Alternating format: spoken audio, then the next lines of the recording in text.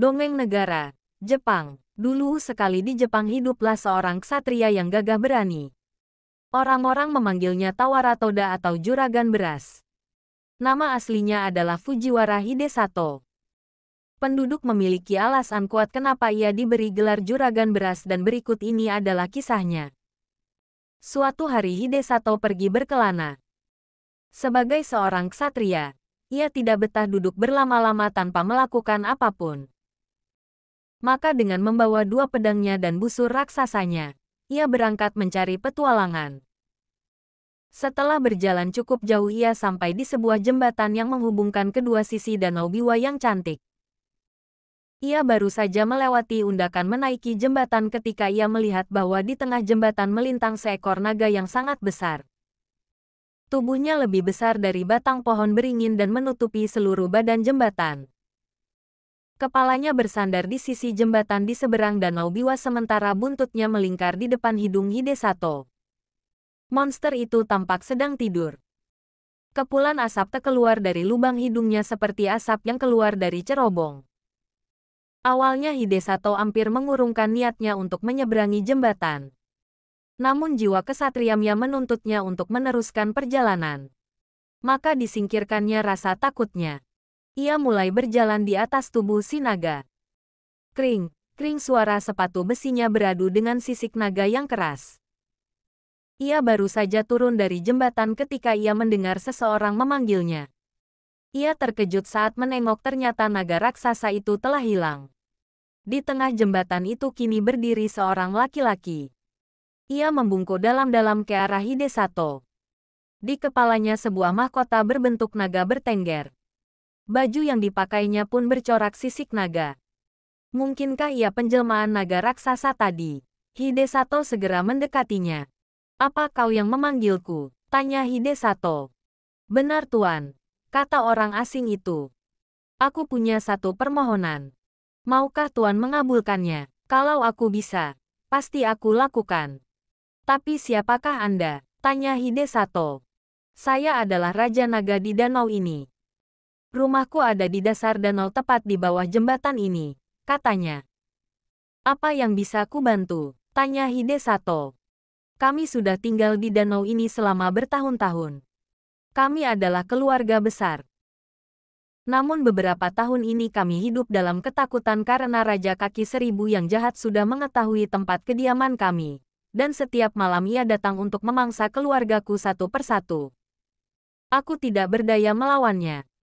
Jika tidak dihentikan, seluruh keluargaku dan bahkan aku sendiri akan jadi mangsanya. Oleh karena itu aku mencoba mencari seorang pemberani yang bisa menolong kami. Aku sengaja menunggu di jembatan ini dengan bentuk seekor naga yang menakutkan dengan harapan ada seseorang yang tidak takut melewatiku.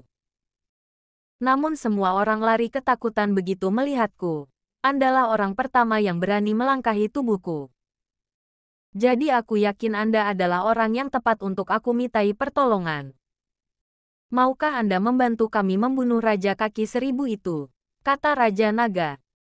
Hidesato merasa kasihan mendengar cerita tersebut dan ia berjanji untuk membantu semampunya. Karena Raja Kaki Seribu selalu datang setiap malam untuk mencari mangsa naya, Hidesato memutuskan untuk menunggunya di Istana Raja Naga. Hidesato pernah mendengar keindahan Istana Raja Laut yang luar biasa di mana semua dayang dan prajuritnya adalah ikan-ikan laut. Namun Istana Raja Naga di dasar Danau Biwa ini pun sangat mengagumkan. Dinding-dinding istana yang megah terbuat dari batu marmer putih yang berkilau. Ikan-ikan emas yang gemulai, kepiting-kepiting merah dan kerang-kerang perak menyambut kedatangan raja dan dirinya. Sangat mengherankan bagi Hidesato karena meskipun ia berada di dalam air, ia tetap bisa bernafas dan pakaiannya tidak basah sedikit pun. Hidangan makan malam pun disajikan. Makanannya sangat luar biasa, terdiri dari daun dan bunga lotus. Sumpitnya terbuat dari kayu eboni yang langka. Para penari yang adalah ikan-ikan emas berlenggok dengan gemulai diiringi musik yang dimainkan 10 ekor kepiting merah.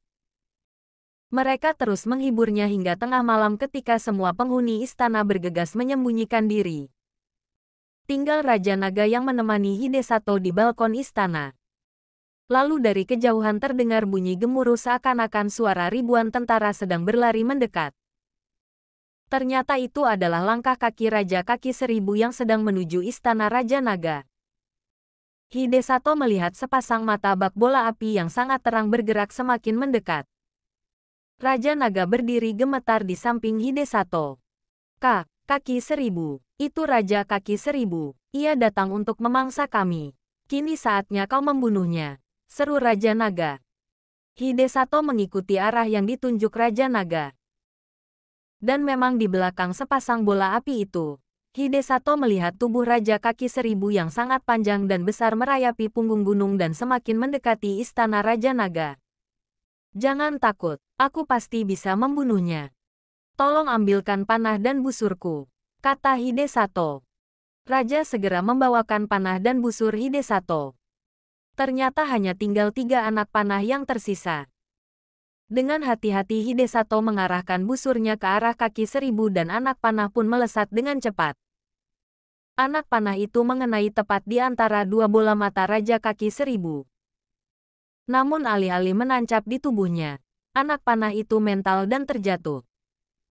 Hidesato segera mengambil anak panahnya yang kedua dan membidikkannya. Kali ini pun tepat mengenai tempat yang sama. Dan tidak sedikit pun membuat luka di badannya. Raja Kaki Seribu ternyata kebal terhadap senjata. Raja Naga semakin gemetar ketakutan. Kini anak panah Hidesato hanya tinggal 1 buah lagi. Jika ia tidak berhasil kali ini, maka mereka semua akan habis dimangsanya. Tiba-tiba ia ingat bahwa ia pernah mendengar seseorang berkata Selaiva manusialah yang bisa melumpuhkan Kaki Seribu. Tapi ini bukanlah Kaki Seribu biasa. Panjangnya saja 7 kali diameter gunung. Tapi tidak ada salahnya mencoba, pikir Hidesato. Ia mengambil anak panahnya yang terakhir dan memasukkannya ke dalam mulutnya. Lalu dengan sangat cepat ia membidik targetnya. Kali ini pun anak panahnya mendarat di tempat yang sama. Namun kali anak panahnya menancap dengan kuat tepat di sasaran. Dan boom, tubuh Kaki Seribu terhempas ke tanah lalu mati. Para penghuni istana yang diam-diam menonton dengan penuh harap bersorak gembira. Kini mereka terbebas dari teror yang selama ini menghantui mereka. Pesta pun kembali digelar. Kali ini lebih meriah dari yang sebelumnya. Hidangan terbaik dihidangkan dan minuman yang paling spesial pun dituangkan. Raja berusaha membujuk Hidesato untuk tinggal di istana sebagai ucapan terima kasihnya. Namun Hidesato dengan ramah menolaknya. Ia teringat akan keluarganya yang ia tinggalkan dan karena tugasnya telah selesai kini ia harus kembali pada mereka. Dengan berat hati, Raja Naga dan keluarganya melepas kepergian Hidesato. Sebagai tanda terima kasih, Raja memaksa Hidesato untuk menerima hadiah yang ia berikan. Puluhan prajurit Istana Naga diperintahkan untuk membawakan hadiah-hadiah tersebut. Dan karena mereka akan menempuh perjalanan di darat, mereka berubah wujud menjadi manusia dengan hiasan naga di kepala mereka. Hadiah Raja Naga terdiri dari sebuah lonceng tembaga yang sangat besar, sekarung beras, 1 gulungan kain sutra, sebuah panci untuk memasak dan sebuah lonceng kecil. Setelah mengucapkan selamat tinggal Hidesato meninggalkan istana diiringi ucapan terima kasih dari seluruh penghuni istana. Singkatnya Hidesato tiba dengan selamat di rumahnya. Keluarganya yang telah menunggunya dengan cemas, menyambut kedatangannya dengan gembira. Setelah menyerahkan semua hadiah yang dibawanya, prajurit yang membawa hadiah-hadiah tersebut menghilang. Hadiah-hadiah itu ternyata bukan benda biasa. Semuanya adalah benda-benda ajaib. Hidesato menghadiahkan lonceng besarnya ke kuil untuk dibunyikan setiap jam 12 siang. Suaranya bisa terdengar hingga puluhan desa di sekitarnya. Kain sutranya tidak pernah habis meskipun sudah ia potong untuk membuat pakaian seluruh keluarganya. Apapun yang istrinya masak di panci ajaib akan menjadi masakan yang lezat meskipun tidak ditambahkan bumbu ke dalamnya. Beras yang dibawanya tidak pernah berkurang sedikit pun meskipun ia dan keluarganya telah menggunakannya berhari-hari. Hidesato pun membaginya kepada tetangga-tetangga yang memerlukannya. Kebiasaannya membagi-bagikan beras itulah yang membuatnya dijuluki Sang Juragan Beras. Demikianlah kisah prajurit pemberani dari Jepang yang bernama Hidesato.